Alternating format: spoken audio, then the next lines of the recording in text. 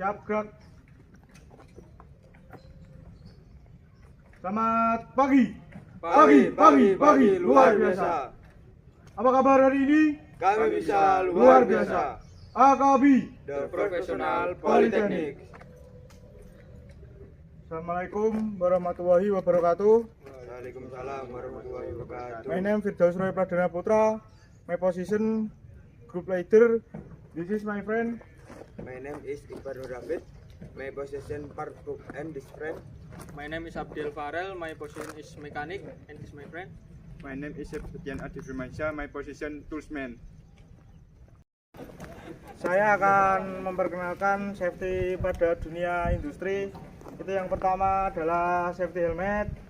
Safety helmet ialah melindungi kepala dari suatu benturan atau kejatuhan dari suatu benda. Terus yang kedua adalah baju reflektor. Baju reflektor gunanya pada saat malam hari dia tersorot oleh lampu akan menyala. Terus dan yang ketiga adalah safety glove. Safety glove guna melindungi tangan dari suatu benda tajam atau dari komponen-komponen yang sensitif terhadap kulit. Terus yang setelah itu ialah sepatu safety shoes. Safety shoes ialah melindungi kaki dari terjepit atau terjatuhan oleh komponen-komponen benda padat.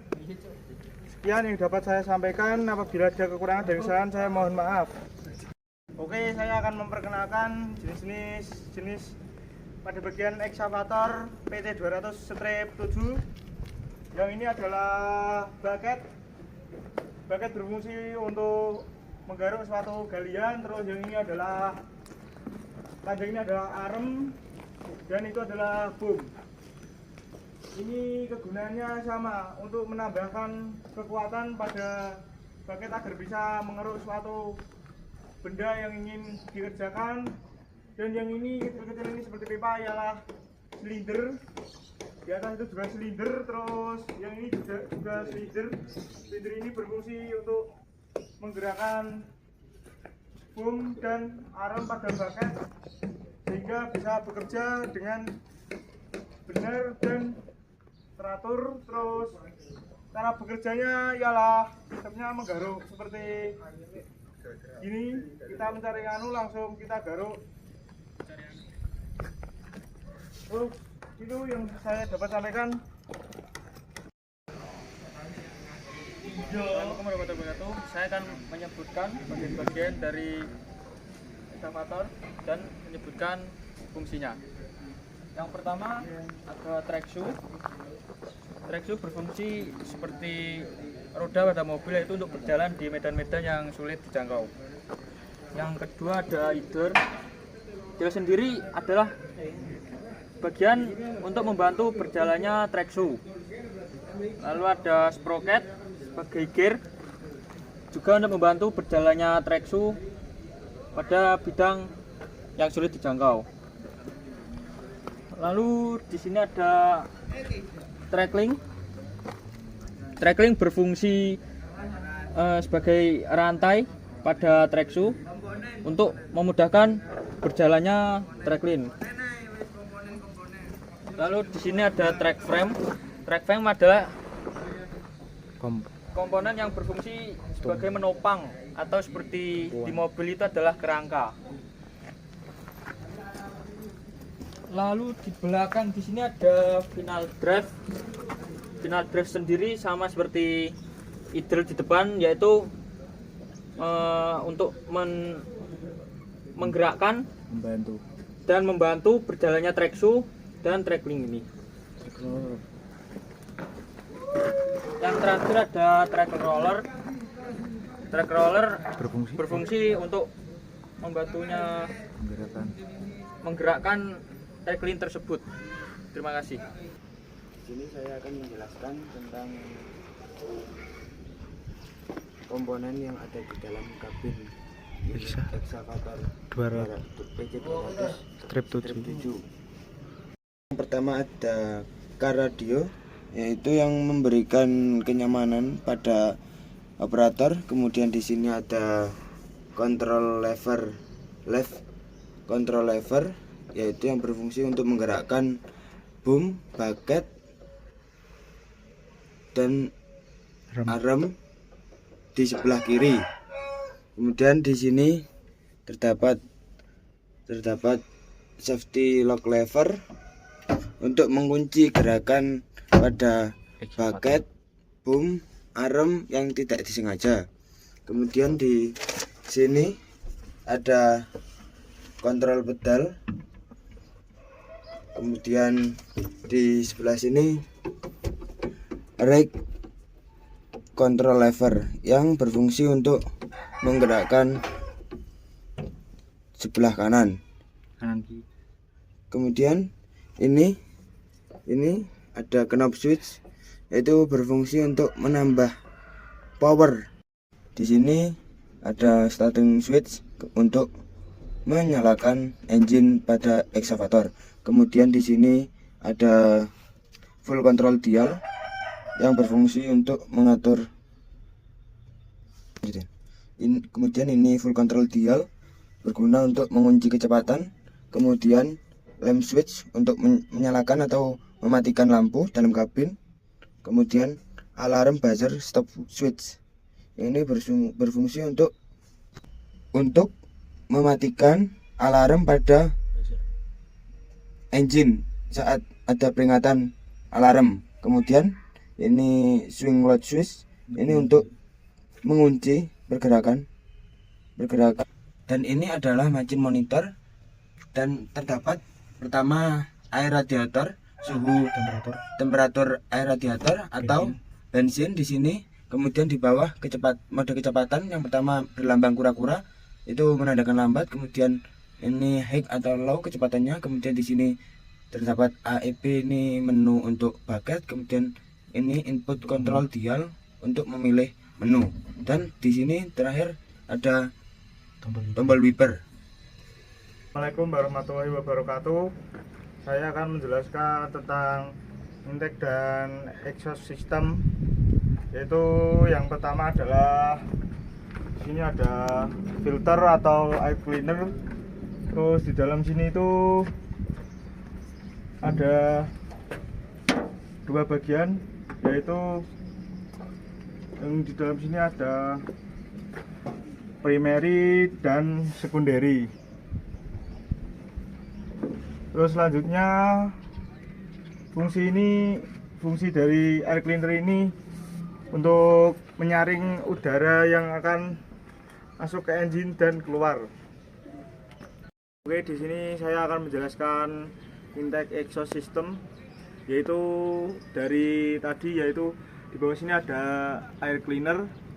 Dari air cleaner itu menuju ke kompresor atau disedot oleh kompresor, yaitu ini adalah kompresor sedot melalui hose. Di sini nanti akan ada hose-nya untuk menyedot udara. Dan setelah dari kompresor itu dialirkan ke sini menuju ke after cooler. Ini adalah after cooler. Dan setelah dari after cooler itu udara menuju ke intake manifold. Ini adalah intake manifold. Dan sebelum masuk ke intake manifold itu udara dipanaskan dulu oleh ribbon heater. Ini ribbon heater, dan setelah itu udara masuk ke ruang pembakaran.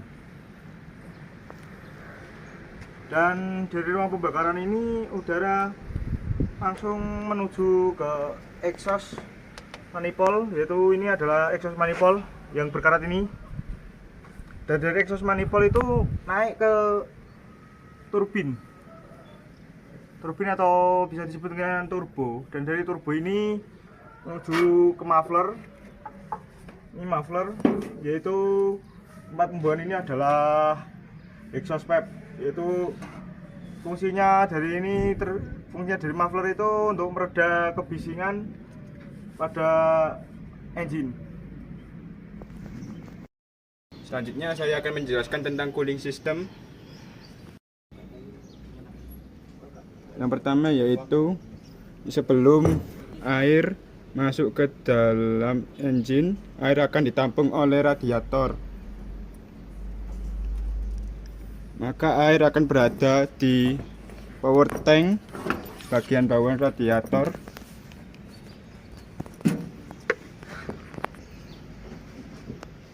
Melalui hose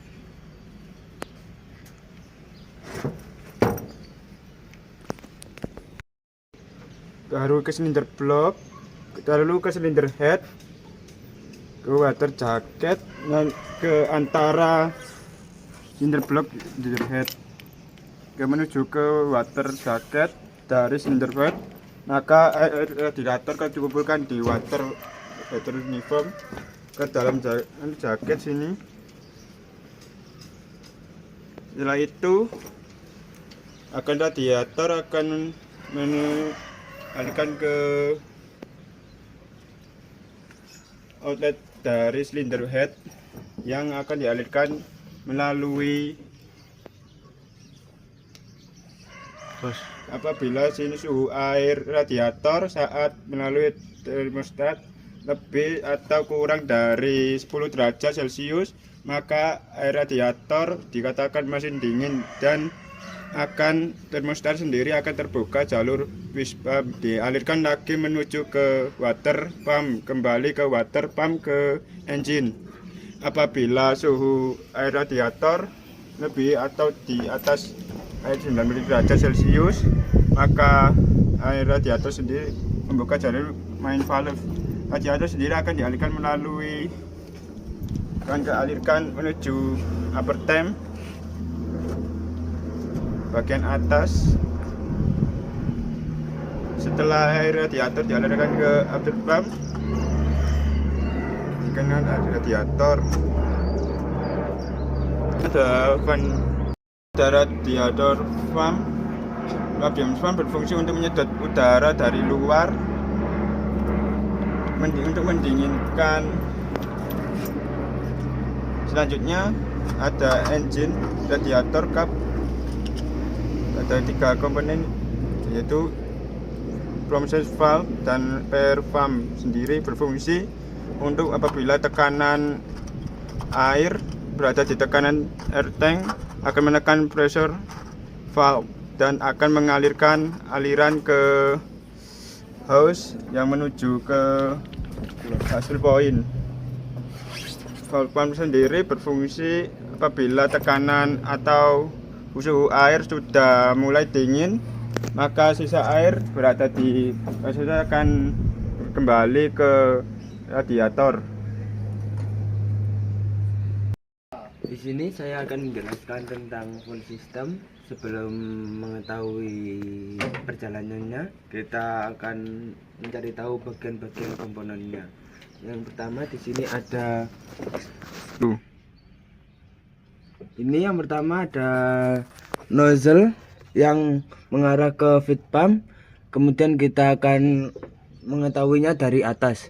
Kita ke atas terlebih dari kemudian yang tadi dari feed pump, kemudian ini pipe-nya menuju ke filter, yaitu ini, dan kemudian outputnya adalah sini. Kemudian outputnya kemudian menuju ke pipe, kemudian outputnya berada di tengah, kemudian menuju FIP. Dari FIP kemudian fill akan dialirkan menuju delivery valve, kemudian keluar melalui pipe, kemudian masuk ke dalam nozzle. Di sini akan menjelaskan water separator, yaitu yang pertama ini ada nozzle yang dari feed pump menuju water separator yang berfungsi untuk memisahkan air dengan bahan bakar. Kemudian di sini ada nozzle. Setelah difilter, dipisahkan dari air, kemudian bahan bakar melewati nozzle kembali ke full tank.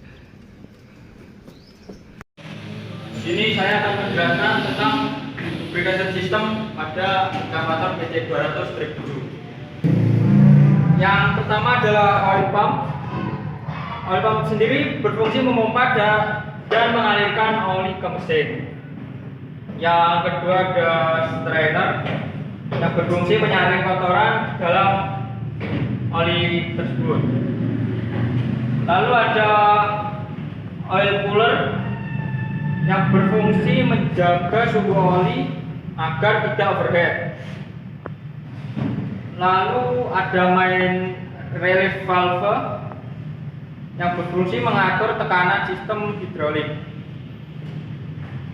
Lalu ada termostat yang berfungsi mengatur sirkulasi cairan pendingin. Dan di sini ada oil filter seperti tabung yang berfungsi sebagai menyaring kotoran dan partikel logam dari oli mesin. Lalu di sini ada bypass filter di tabung juga yang berfungsi menyaring sebagian kecil dari total aliran oli.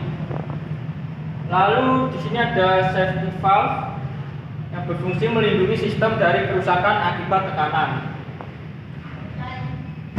Lalu di sini ada crankshaft yang berfungsi mengubah gerakan piston menjadi gerak putar yang lebih besar. Dan di atasnya ada camshaft yang berfungsi membuka tutup valve atau katup pada waktu yang tepat. Lalu di sini ada turbocharge yang berfungsi meningkatkan performa mesin dengan cara memaksa lebih banyak udara masuk ke ruang bakar. Lalu di sini ada regulator valve yang berfungsi mengatur tekanan, baik menahan atau mengurangi tekanan. Lalu di sini ada jet cooling nozzle yang berfungsi mengalirkan pancaran air dengan tekanan yang besar dan kuat.